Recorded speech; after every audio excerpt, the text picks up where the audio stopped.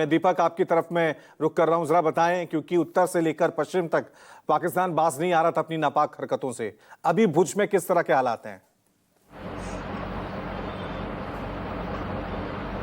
जी, आपको बताएं कि भुज हो या फिर कच्छ हो, यहाँ पर लगातार कल भी देखा गया था, खासतौर पर कच्छ में देखा गया था कि किस तरह से ड्रोन यहाँ पर कई सारे देखे गए थे, जो सीमावर्ती इलाका है कच्छा। हालांकि जब यहाँ पर ड्रोन देखा गया उसके बाद से ही ब्लैकआउट घोषित कर दिया गया था सरकार की तरफ से, प्रशासन की तरफ से, और भुज और कच्छ में पूरी तरह से ब्लैकआउट किया गया था। और गुजरात के गृह मंत्री हर्ष सांघवी ने भी कल रात तक बैठक की थी और जिला प्रशासन को, पुलिस अधिकारियों को साफ निर्देश दिया गया था कि किस तरह से आम जो लोग हैं उनकी सुरक्षा का ख्याल रखना है। और इस वक्त हम भुज में मौजूद हैं और भुज में हमारे साथ 3 ऐसी बहादुर वीरांगनाएं मौजूद हैं। जब 1971 का युद्ध हुआ था उस दौरान जब भुज के एयर स्पेस को जब निशाना बनाया गया था पाकिस्तान के एयरक्राफ्ट की तरफ से, बम दागे गए थे, तो 300 भुज की माधापार की महिलाओं ने किस तरह से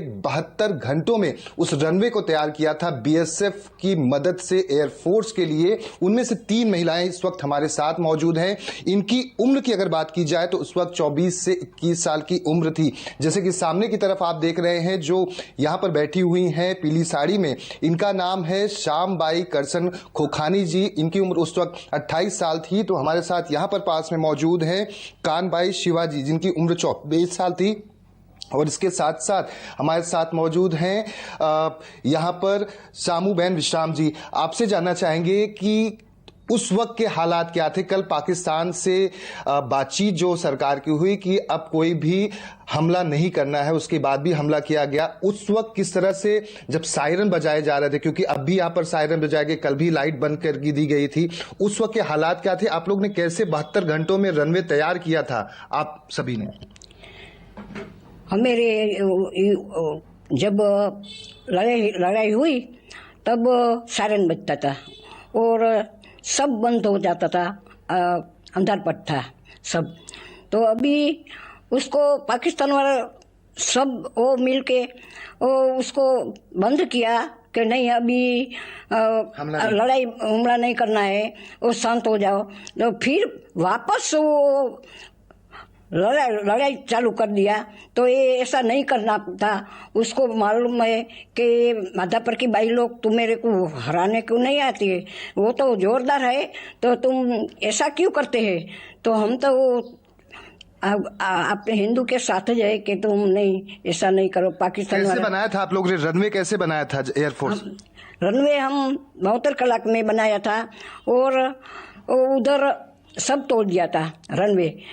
एक रात का 22 बम डाल दिया था, 22, और सब तोड़ दिया। वो 25 फुट खड्डा खड्डा कर दिया था।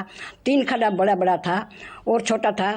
तब उधर से आया विजय कणिका और साथ में आया सब, पीसी लाल था, वो मेरा कलेक्टर साहब था, गोपाल स्वामी था। वो बोला कि क्या करे, उसको तो आंखों में आंसू आ गया कि ये क्या करे। खड्डा देखते हैं तो ऐसा लगता है कि अभी ये प्लेन किधर उतरेगा। तो उसको मेरे को बोला कि इधर माधापर आके बोला कि चलो माधापर, वो गम सरपंच था, वो माधापर पंचायत में आके बोला कि ये ऐसा हुआ है तो अभी क्या करे। तो तुम्हारी बाई लोग ये कर देगा काम। तो जान का डर नहीं लगा था आप लोग को? पहले दिन लगता था, डर तो लगता था। हाँ। माँ बाप की रजाएं मांगना पड़ेगा ने, वो सब के साथ रजा लेकर बधु सॉर्ट आउट करके हम गए थे। अभी भी मौका मिले तो क्या आप अभी भी तैयार है आप लोग? हम तो तैयार है, हमारी पीछे वाली पीढ़ी भी तैयार है, वो आएगी, कोई ना नहीं बोलेगा। वो जंग याद आती है कैसे फिर जब आप लोग ने रनवे तैयार कर दिया, उसके बाद पाकिस्तान को हमने परास्त कर दिया था? ये मेरे आवनार पीढ़ी है ने, वो बोलती है कि आप तो बूढ़ी हो गई पर हम भी जाएगा, तो मेरे साथ में चलेगा हम। साफ तौर से आप देख रहे हैं कि अभी भी इन बुजुर्गों में जोश है, देश के प्रति एक जज्बा है।